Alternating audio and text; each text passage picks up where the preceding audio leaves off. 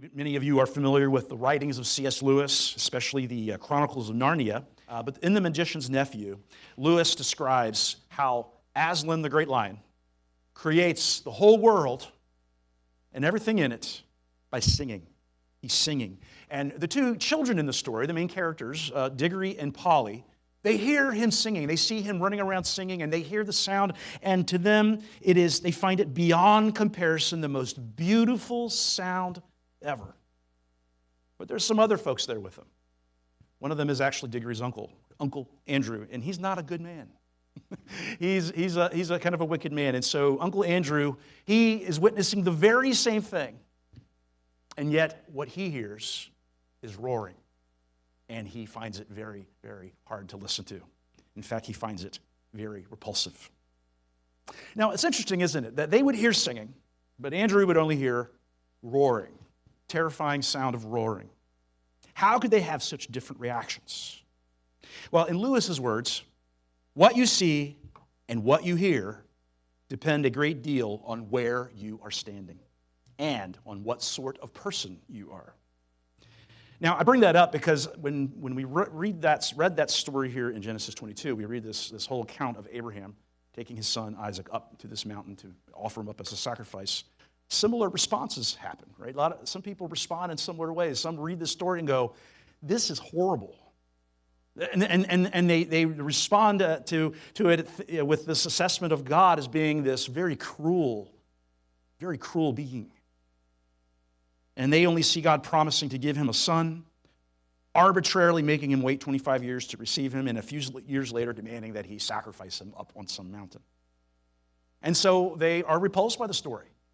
All they hear is roaring. Now, the believer, on the other hand, or others who do have faith and believe and are standing at a different place, I guess you could say, they read this story, they hear this story, and they see something beautiful in it. They see the gospel in it. They see God's mercy in it. They see God's grace in it. And so, as we go along, think about where you might stand in relation to the story. Because it does depend on what sort of person you are and where you stand. But let's go ahead and take a look at the story and see what's happening. Now, from where I stand, and where most of us stand as Christians who believe in the Scriptures, what we understand is that God had a good purpose for this test. That God had a good purpose. What God was doing was giving Abraham a stress test regarding his faith. He's giving his faith a stress test. Now, I'm sure a lot of us have had stress tests for our hearts, right? The doctor orders a stress test. You go in, there's a treadmill, you got to run on the treadmill, and they got all these wires hooked up to you to monitor vitals and so forth to see how you're doing. And saying, okay, is he almost at the point of passing out? How far can he go before he passes out and collapses on the treadmill? That's what it feels like, at least. But that's what God's doing here with Abraham in some ways. He's testing him for his good, not to harm him, not to curse him, but testing him for his good. Now, God already knows the condition of Abraham's faith. This is not a test where God is trying to discover something, okay? But this is actually for Abraham himself, as well as for Isaac, but also for us, the readers of these stories, right? These things are written for us and for our edification and for our instruction. And so Abraham needs to experience this test, as does Isaac, and we need to have this also written and recorded for us in the Scriptures. Because sometimes we go through tests, and we can look at what God has done through Abraham and how he used it for his good, and we can then be encouraged in our own trials.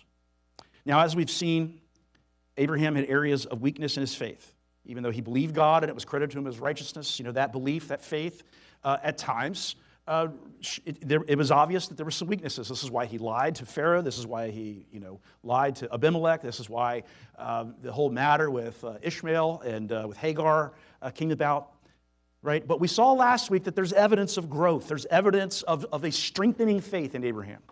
And we see here that his faith is stronger than ever. So when God issues this command to Abraham, I want you to take your son, your only son, whom you love, right? He simply obeys. He does exactly what God tells him to do. And notice something, this is one of the key signs that he has grown in his faith. He doesn't take a backup sacrifice just in case. Right? He's not what-ifing. He's not going, I better have something on hand just in case.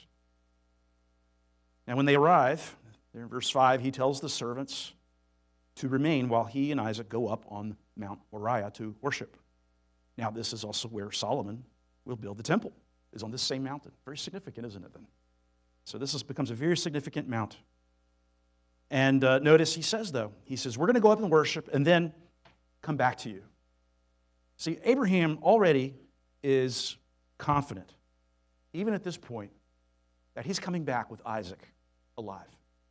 Somehow, he knows how this is going to work out where Isaac is still alive. He doesn't know how. He doesn't have all the reasoning.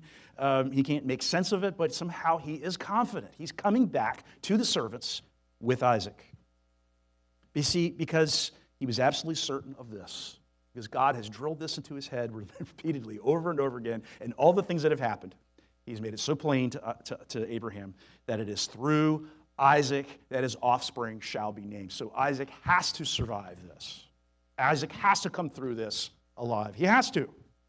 Even if he offers him up in sacrifice, he has to somehow still live. He doesn't know how this is all going to work out, but he has faith. Now, Isaac's no stranger to sacrifices, so he knows that they do not have one to offer. And so he speaks up, even though nothing has been said up to this point. And then finally he says, Father, here we are, we're ready, we got the wood, we got the fire, we got the knife, we got all these things, but the thing that's missing is the sacrifice. What do you say? Well, he says in verse 8, God will provide for himself the lamb. God will provide for himself the lamb. Now, it's hard to say if Isaac found this reassuring or encouraging, but it will be significant for Isaac in his own faith as well. As I said, he's learning something here just as Abraham is, just as we are. Now, but Abraham was demonstrating faith by what he did.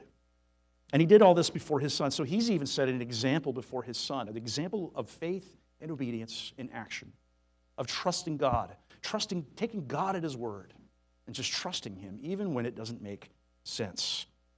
So he's setting that example to his son. And then once they get to the top, and Abraham is finished building the altar, he laid Isaac on the altar. Now, if you've ever tried to give a toddler medicine, right? You know, you have to give them medicine for whatever, right? And they fight you, and they squirm, and that sort of thing, right? I mean, you realize, wow, this toddler, this little child is stronger than I realized, because, man, they are determined to keep you from sticking that thing in their mouth. And you have to pin them down. Sometimes it takes two parents. That's how it has been in our experience. So I don't know how old Isaac was, but he was certainly old enough to carry wood, because certainly he was taking part in that and helping to carry the supplies up. But notice he doesn't fight Abraham, and he could have. And Abraham, of course, is in his, he's over 100 now by this point. And so obviously this young man could have easily overcome his own father and saying, hey, you're not laying me on that altar. But he doesn't do that. He doesn't do that. No, Isaac seems to offer himself willingly laying himself down on the altar, because you see why? He trusted his father, and his father trusts God. And so Isaac trusts God. He trusts him. So he doesn't resist. Do you see the gospel there? Do you see a picture of the Son of God coming down and fulfilling his Father's will and willingly laying down his life, willingly surrendering even to the point of death on a cross? That's the picture here. And we also see here a picture of the Father willing to offer up his Son as well, to judge his Son, to crush his own Son, as Abraham is willing to lift the knife and slaughter his own son because he trusted God. And so Abraham is also an example of the love of the Father, of the sacrifice the Father was making. God so loved the world, he gave his one and only Son. He gave us his Son, who then gave us his life, laid his life down. The Father himself loves us. And so we see a little hint, a picture, a glimpse, an outline of what Christ will do when he comes to earth. But what Abraham is embracing here are two truths that seem to be in conflict, at least on the surface. Right? From a human standpoint, from where we stand as human beings, these things don't make sense. They don't seem to connect. They don't seem to resolve or in any way can be reconciled. But Abraham, you see, he's holding to both these truths at once. that it's good to obey God and that he should obey God and he must obey God. He must take Isaac up there. He knew he needed to follow through with everything God said. But he also knew that Isaac was coming home with him, alive. So how does he operate in this tension of these two truths that seem opposites, and yet they're both true, and they're not really opposites from God's standpoint? How could he be so certain of these things? Well, to quote a really good exegetical person named Sherlock Holmes, when you have eliminated the impossible, whatever remains, however improbable, must be the truth. I think that is often true when we're doing theology as well. And we read in Hebrews 6, the writer of Hebrews is very helpful to us here. He says that when God made a promise to Abraham, since he had no one greater to swear by, he swore by himself, saying, "Surely I will bless you and multiply you." And God guaranteed it with an oath. And also, it's impossible for God to lie. Okay, so what Hebrews is telling us is that this is what Abraham understood. The writer of Hebrews is saying Abraham understood these things. God swore an oath, he made a promise, and also it's impossible for him to lie. He will not go back on his promise. He will not break his oath.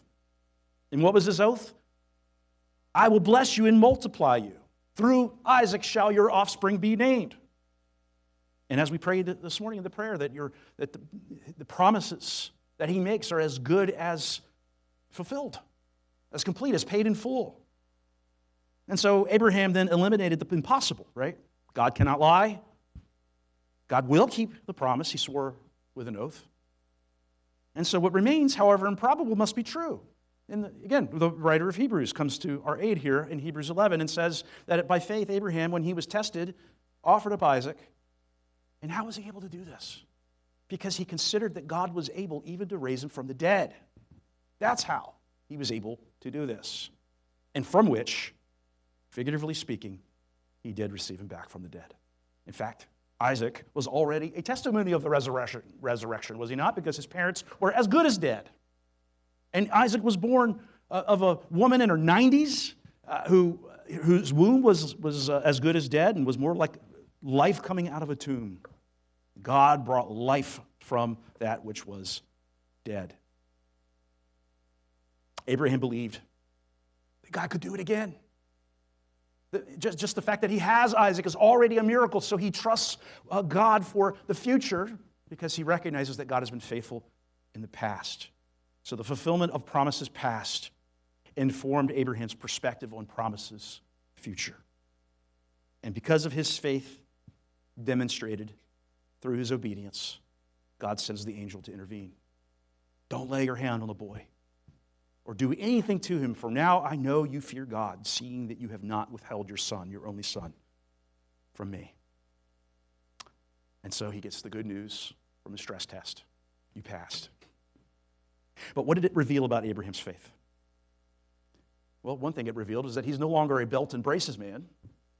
Right? Remember I mentioned that last week was, he had a belt and he had suspenders just in case the belt broke. He always had a backup plan. And so he's no longer a belt and braces man. He's no longer relying on himself or backup plans, but now he's relying on God who raises the dead. He's starting to get it. See, he sees something now that he didn't see prior. And God was drawing out the answer to this question as well. Abraham, who do you love and cherish more, me or Isaac?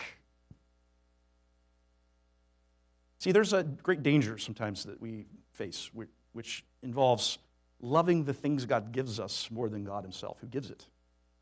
And that's the question here. Does Abraham love the God who gave him Isaac, or does he love Isaac more than God? And so we have the answer. And Abraham needed to know the answer too, right? Abraham needed to know for himself of how he had grown and how he had made progress in his understanding of God's promises. Now, and so we have the answer, and we wouldn't have the answer unless God had put him through this test. Now, Abraham also shows this, that he trusted God to protect Isaac. He trusted him. He says, I entrust him to you. I'm going to hold him in an open hand and entrust him to you, entrust his life, his well-being, that somehow, some way, the promise you've made will be fulfilled, even if I offer him up on this altar. And he trusted that God would provide a substitute, that somehow God would rescue him from this, which is exactly what happened. In verse 13, Abraham spots a ram caught in a thicket, which he then offered on the altar instead of Isaac. So the ram was the substitute. The ram was offered up instead of him, provided by God at just the right time to save Isaac's life. Do you see the gospel there? Do you see a sketch, an outline of what God is also communicating through this story, of how he's going to bring redemption to the peoples of the earth and how Abraham's offspring will be a blessing to the peoples of all the earth? And then verses 15 through 18, the future promises are renewed. Because you've done this, I will surely bless you. I will surely multiply your offspring as the stars of heaven and as the sand that is on the seashore. Your offspring shall possess the gate of his enemies, and in your offspring shall all the nations of the earth be blessed, because you have obeyed my voice. Now, in this whole story here that we've just read and we've been looking at, we also see that this test revealed some things about God and his promises that we need to consider. Now, though Isaac is the child God promised, right, we have to recognize the fact that he is also still one who is of Adam, in the sense that he is a sinner. And therefore, he's also not better than Ishmael. You know, those two children of Abraham, those two sons of Abraham, okay, really were not, one was not really better than the other necessarily. And we'll see that also with Jacob and Esau, the same. No, but Isaac was the one that God had chosen. Isaac was the one that God had promised. And so the test was also a teaching moment for him and for each of us, that we all deserve to be laid on the altar. And we know this also just from the New Testament, as Paul makes it plain. All have sinned and fallen short of the glory of God. Romans 3:23. And Romans 6:23, the wages of sin is death. But the gift of God, it's a gift. Not one we can earn or deserve. It is a gift given and received with the open hands of faith. Isaac, you see, needed a Savior. Isaac, this applied to Isaac. He had sinned. The wages of sin is death. Isaac needed a Savior. That's the message here, is that even the one that God had promised to Abraham, the offspring he had promised, through whom his offspring will be named, also needed to be saved. He needed a Savior. He needed a substitute. He needed a better substitute, someone better than a ram to take his place on the altar. And this was the only way the promise could be fulfilled entirely in the future, is for Isaac to also be redeemed. Now, it's interesting. The ram God provided was not the ultimate substitute, though, but it pointed forward to the ultimate substitute, who is Christ. Because notice that Abraham said, God will provide a lamb, but what they offered was a ram. Now, I know they kind of rhyme in English, but they don't in Hebrew. They're two different words. Okay, and so it seems that Abraham is expecting a pure and spotless lamb to one day be the substitute for Isaac and for all through whom he is named, through the offspring that are named through him. And so he expected God to provide in the future. I think that's also part of what we see here in verse 14. He calls the place, the Lord will provide, which coined the saying, on the mount it shall be provided. The statement seems to imply a forward-looking hope of God providing a lamb at some point in the perfect timing and unfolding of history, that he will send a lamb who will lay down his life for all of his people. Now, centuries later, John the Baptist, he sees Jesus coming. And what does he say? John 1:29, behold, the Lamb of God who takes away the sin of the world. I think he had this in mind when he said that. I think this was definitely running through his mind, as well as other verses. So there's other places that we could look at that speak of a lamb. Certainly the Passover. Certainly think of Isaiah 53, as he was led like a lamb to the slaughter. But he understood Jesus is that lamb. He is that substitute. He has come in the flesh to die our death, to be laid on the altar, and to be offered up in our place. So the account of Abraham offering up Isaac is a picture of God the Father sacrificing his only son whom he loved. Just as Abraham laid the wood for the sacrifice on Isaac, so also God laid the wood of the cross on Christ as he went up the hill. Up the hill very near Mount Moriah, by the way. There in the same vicinity. And there God raised the knife and sacrificed his beloved son for us. That's the message of this story. God will not withhold his only Son from us to save us, to redeem us, to be our substitute, so that we can go free, so that we can be redeemed, so that we can have life and have it to the full. So like Isaac, you see, Jesus did this willingly. He did not resist. But for the joy set before him, he endured the cross. And so he laid himself down on the altar willingly, freely, for sinners, for me, for you. And so like Isaac also, Jesus lived to tell about it. He came back. He went up on the mountain, and then he did live to tell about it. He was raised from the dead. Proof that the blood of the Lamb has fully paid for all of our sins. And the promises which God again confirms will be fulfilled by Christ, Abraham's true seed. And through him, all nations will be blessed. He will possess the gates of his enemies. And we certainly see also that all those who have been washed in the blood, we see in Revelation 7, a picture of the fulfillment of the promise that we see right here. For in Revelation 7, 9 through 10, it says, "After this I looked, and behold, a great multitude that no one could number, from every nation, from all tribes and peoples and languages, standing before the throne and before the Lamb, and crying out with a loud voice, 'Salvation belongs to our God, who sits on the throne, and to the Lamb.'" And so, what are some lessons we can learn from this? Certainly, I think Abraham's faith is something we should aspire to, something we should desire. And sometimes I think we have this false idea that it's just totally unattainable. I mean, it's Abraham. I mean, who could have the faith like Abraham? Well, Abraham's faith was the result of God working in him, not something he mustered up. Okay? And so it's not unattainable. But we should aspire to that. This kind of faith that pursues God's glory with such commitment and holds nothing back from God, but takes God at his word and believes what he says, believes what he has promised. Abraham is an example of this. An example of this kind of faith. Jim Elliot, the missionary who went, to South America to try to reach this tribe, and they killed him and the other missionaries, speared him to death in the river. But in his journal, he wrote this: right, "He is no fool who gives what he cannot keep to gain what he cannot lose." No fool. You can't keep it anyways, and so you're no fool for giving it up in order that you might gain what you cannot lose. And this is what we see happening with Abraham. Abraham understood this concept. He came to understand this concept. He came to believe this concept. But the key word here in Jim Elliott's own statement here is gives. He is no fool who gives what he cannot keep. Right? Because it does speak to the fact that we must then also recognize all that we have has been given to us by God, and that we must hold it in an open hand. Okay, this requires we recognize God's right to give and take away, as Job put it.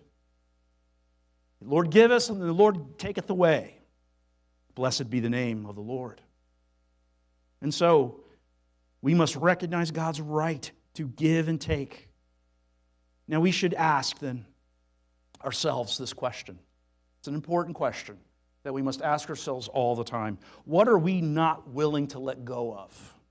What is it that we hold in our hand, but we hold tightly, that we squeeze and we grasp because we don't want it to be taken from us? What is it? Possessions, our way of life, our comforts in life, our spouses, our children, whatever it might be.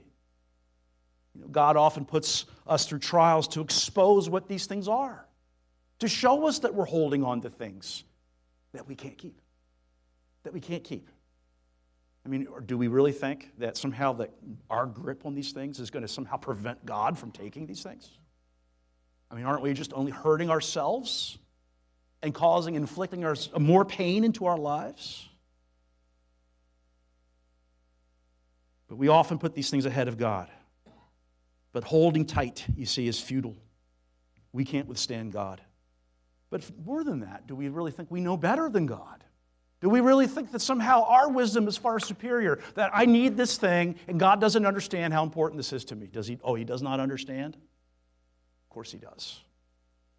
That's why he's trying to take it, because it's too important to you.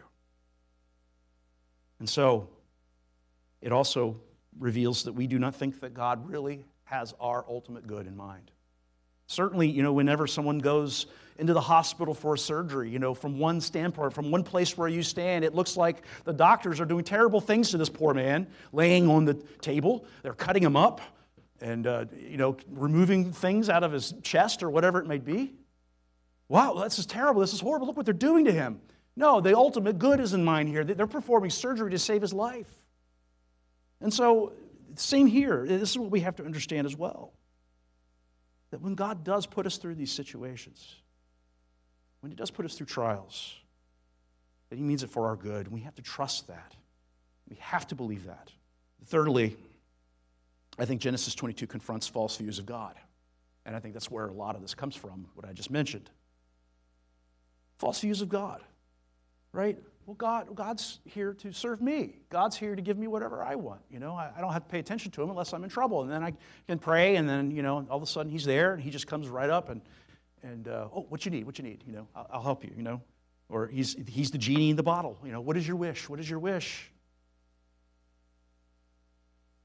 And so a lot of people imagine Him to be this way, to be so focused and oriented to us. We're the center of God's universe.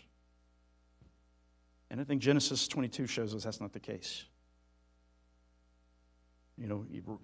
Psalm 8, what is man that you're mindful of him?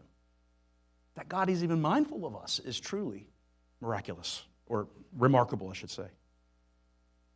But those who think that God is somehow so oriented around us are shocked when He exercises His sovereign will over our lives, and might even find themselves saying, who does God think He is? Well, He's God. As Psalm 115 says, He does all that He pleases. All that He pleases. And I mentioned in the prayer, the Nebuchadnezzar moment, Nebuchadnezzar himself said this in Daniel 4. This is what he came to realize. All the inhabitants of the earth are counted as nothing. And He does according to His will among the host of heaven and among the inhabitants of the earth. And none can stay His hand or say to Him, what have you done? None. This is the God that we serve. This is the God who sent His Son into the world to save sinners.